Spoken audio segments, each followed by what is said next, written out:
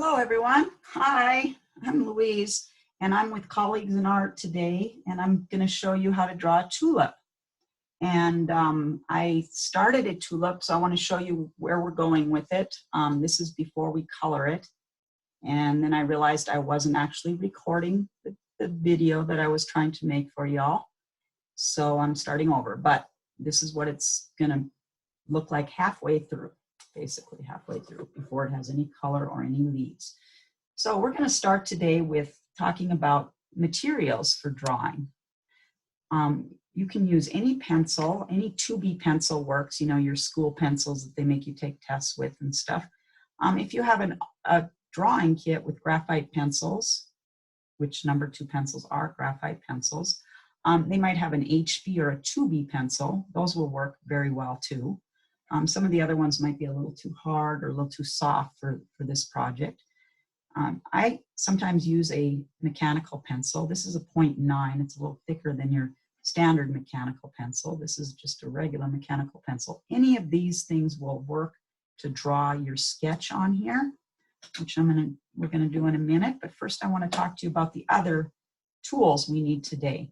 We want to have some markers and some colored pencils.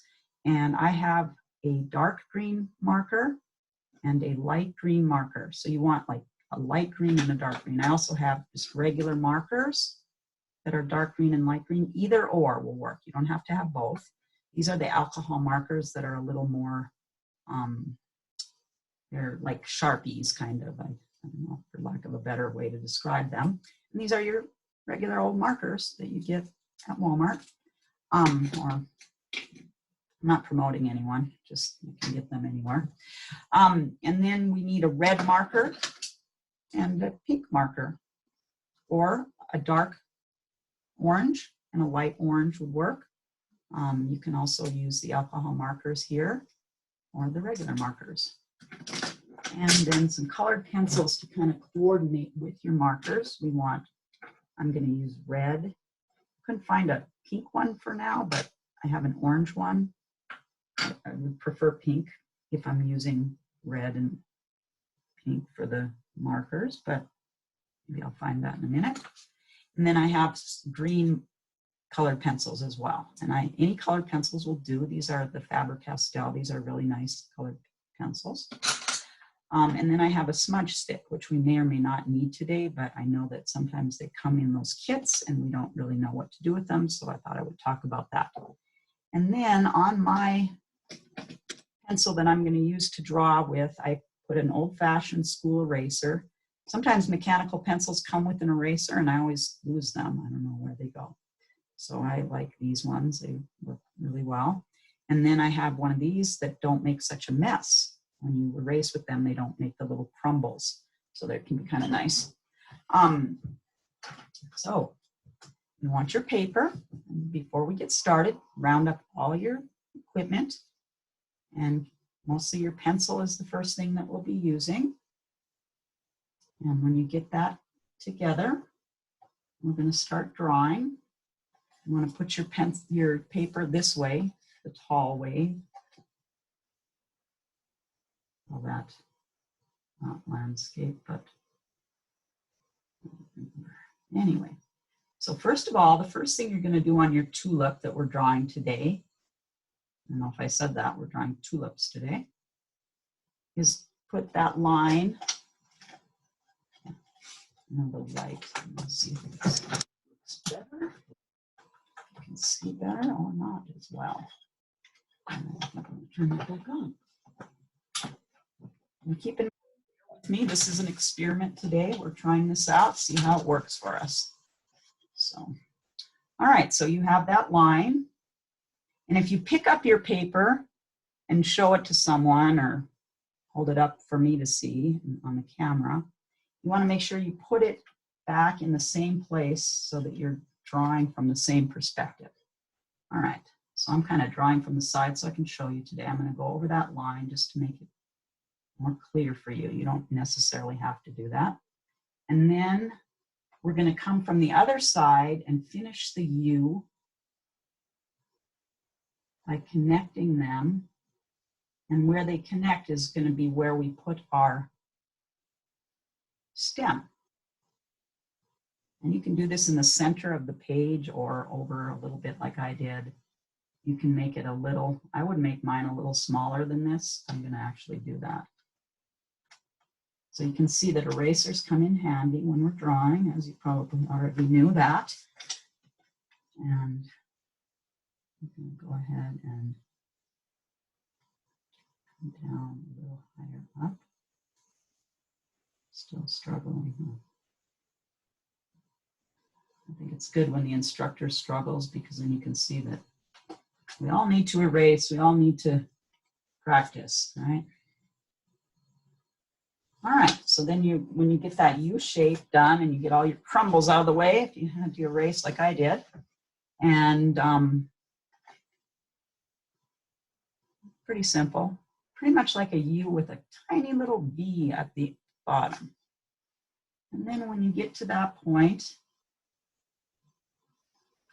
I want you to draw another line inside that one and meet that down at the bottom too.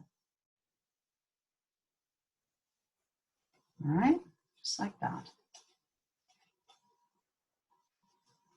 All right, and then you're going to put a little squiggly here to connect them, kind of like an upside down U shape. And you can make that a little variegated, like some flowers are a little more, like they have a little more variegation or curviness to them. And then you're going to come about 2/3 of the way down here and bring that up like that. All right, and I'm just going to go over it a little bit to make it a little darker, because I know it's a little hard to see otherwise, but you don't necessarily have to do that. In fact, the lighter your drawing is, it might actually look better in the end. Mine's going to be kind of dark because I want you to be able to see it. I wanted to draw with a pencil because I know it's confusing, and also I can't erase if I do like a marker to draw it. But you could see it better for sure. You could see all my mistakes then. All right, so now we're going to connect these two and make that other petal. And so you want to come down here and around that way.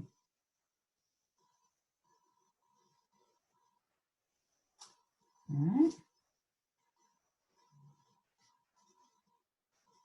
And the tulips are almost done here. I don't know, I think in other parts of the country they're just starting, because I heard from some friends up north and they're just coming out. But the tulips are a true sign of spring, and I think this year we need those little signs more than ever. This 2020 year will never be forgotten.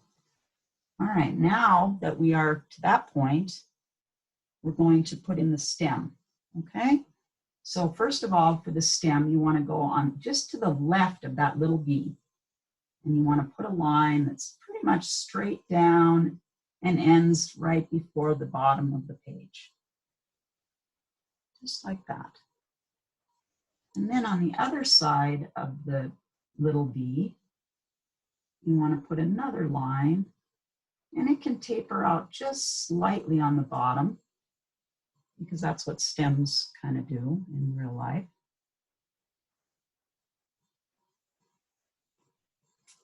And when you get that in, you can put this is going to be kind of the trickiest part, but you can put in a line like that. Kind of comes up and curves, okay? And then you're going to bring it back down like that. All right, and then you're going to want to do that on both sides just to balance it off. And they don't need to be exactly alike. In fact, one being a little higher is going to look more natural, because things don't grow perfectly in nature. Nature is like imperfect perfection. All right, and then you have two leaves. And then I'm going to put a little lighter line in between in the middle of each of them, just so that it gives it more of a leaf look. And then I'm going to put some grass down here.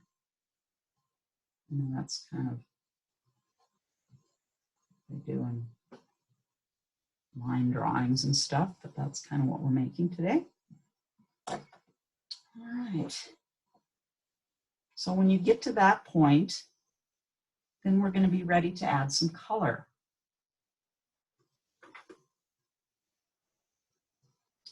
All right. I am going to switch it out because I put this one on some nicer paper. And you can see that they don't look exactly alike because no two, even by the same person, are going to be exactly alike, right? I mean, that's why we have cameras if you want that. Some people can draw like a camera. All right, so now I have two examples for you to look at, really. This is the original one, and this is the one that I'm going to add color to. All right. So I'm going to start with the lightest pink I can find, the lightest color that I can find. And don't start with the dark colors because then you can't like add the lights. So start with a light pink or a light orange, like a peach colored would work, or a light yellow.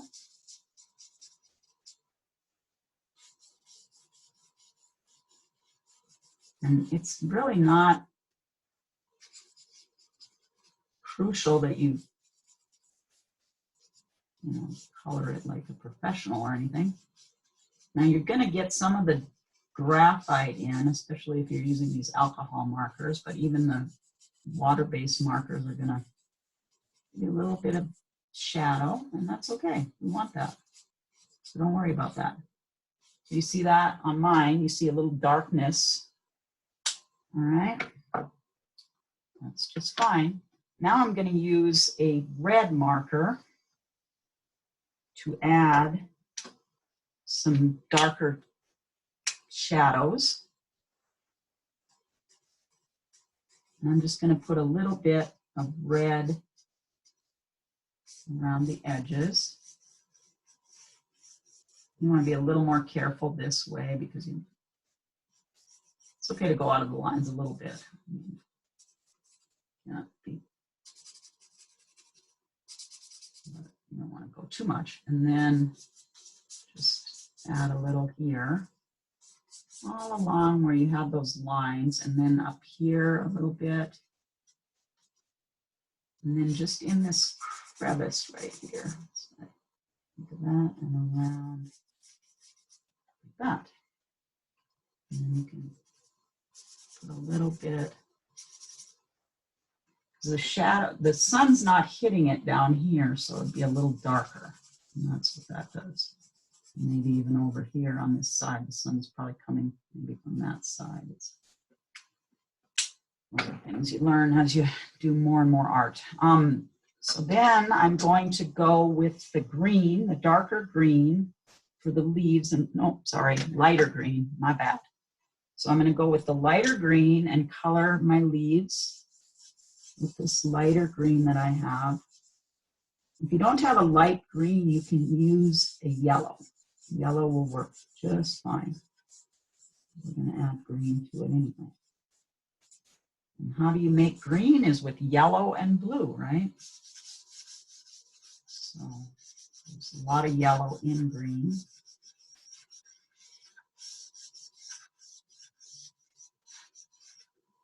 And then you want to do your stem also.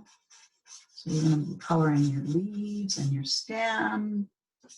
And then you can add some green to the grass if you want to. And then you want to take your darker green, or if you're using yellow, you take any green will work with your yellow. And add some highlights. These alcohol markers are very nice because they have different tips. And it's easier to do the shadows, but any marker will work. And if you do use the alcohol markers, you want to make sure you use a thicker paper. That's one of the reasons why I didn't want to color on here, is because it's a thinner paper. So then just do it kind of like you did with the red, but you add the green around the edges. And then because I wanted the sun coming from that direction, I put the dark on this side because it's in the shadow. And then you can put some more grass.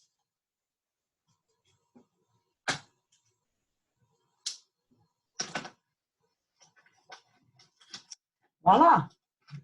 And then you can sign it, or you can add, now you're going to wonder why I had these, right? You can add with your colored pencils, you can add some different shading. You might not need all the colored pencils that you had, or you can, if you prefer to use colored pencils to color it, you can do it the same exact way. You would just start with your lighter green, for example, on the leaves, and you would color the leaves with your lighter green, and then you would add in your darker greens. And it works really well too. But I had given out some markers to people, so I thought today we would maybe use the markers, but you can also use colored pencils. Any colored pencils, any markers, pretty much anything will work. You could use pastels.